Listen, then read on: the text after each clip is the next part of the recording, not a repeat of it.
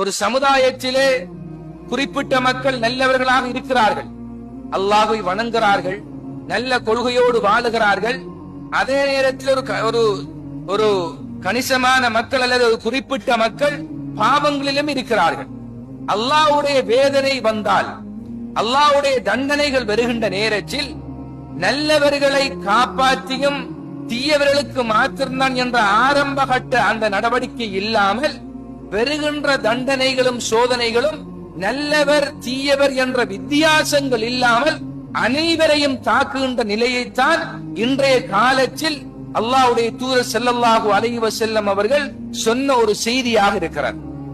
நல்லவர்கள் கெட்டவர்கள் என்ற வேறு விரித்து காட்டாமல் வார தண்டனை அனைவருக்கும் வரும். ஆனால் நல்லவர்கள் அந்த தண்டனையில் அகப்பட்டு மரணித்தால் அல்லாஹ் அவர்கள் நல்லவர்கள் என்ற அடிப்படையில் நாளை மறுமையில் அவர்களுக்கு அல்லாஹ் சொர்க்கத்தை கொடுத்து விடுவான். எனவே கண்ணியமான சகோதரர்களே, ஒரு சமுதாயத்திலே பாவங்கள் நிகழுகின்ற போது அந்த பாவம் செய்யக்கூடியவர்களை தடுக்கின்ற அந்த பணியிலே ஈடுபடுகின்ற ஒரு கூட்டம் இருந்து கொண்டே இருக்க வேண்டும். நன்மையை ஏவுதல் தீமையை தடுத்தல் என்ற இந்த மிகப்பெரிய பொறுப்பொரு சமுதாயத்தில் தொடர்ந்தேச்சியாக பின்பற்றப்பட வேண்டும். அதே நேரத்தில் சோதனைகள் வந்தால் அது நல்லவர் கெட்டவர் என்று பார்க்கப்பட மாட்டார். இன்றைக்கு இந்த சோதனை வந்திருக்கிறது.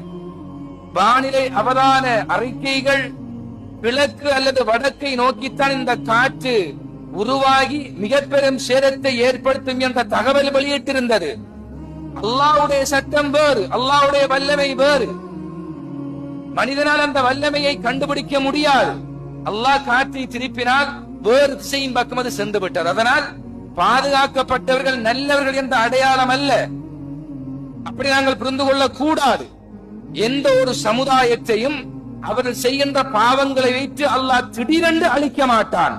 சில அடையாளங்களை காட்டுவான், சில முன்னறிவிப்புகளை அல்லாஹ் ஏற்படுத்துவான். அதை கொண்டு மனிதன் நல்லுணர்ச்சி பெற வேண்டும்.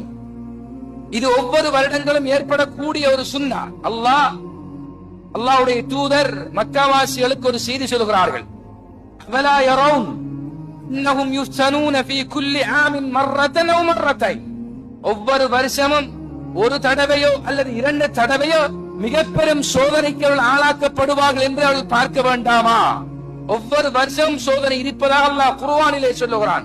ஒரு சோதனையோ அல்லது இரண்டு சோதனையோ, அது வெள்ளப்பெருக்கின் மூலமாக மிக பெரும் சேதமாக இருக்கலாம், அல்லது பூகம்பமாக இருக்கலாம், அல்லது அல்லாஹ்வுடைய எந்த அழிவாகவும் இருக்கலாம்.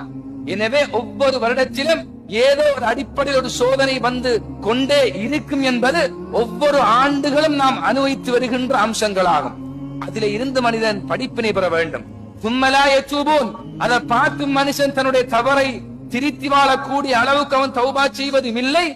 வலாஹும் யதக்கரூன், அவைகளை பார்த்து மனிதன் நல்லுணர்ச்சி பெறுவதும் இல்லை என்று அல்லாஹ் இந்த மனித சமுதாயத்திற்கு ஒரு சோதனை அனுப்பி அந்த சோதனையை பார்த்து பாதிக்கப்படாதவர்கள் நல்லுணர்ச்சி பெறாமல் இருப்பதை அல்லாஹ் ஒரு குற்றச்சாட்டாக மனித சமுதாயத்துக்கு வைக்கிறான் என்றால், கண்ணியமானவர்களே, இந்த பாடத்தை நாங்கள் எப்படி எடுத்துக்கொள்ள வேண்டும் என்பதை கொஞ்சம் ஆழமாக நாம் சிந்திக்க வேண்டும்.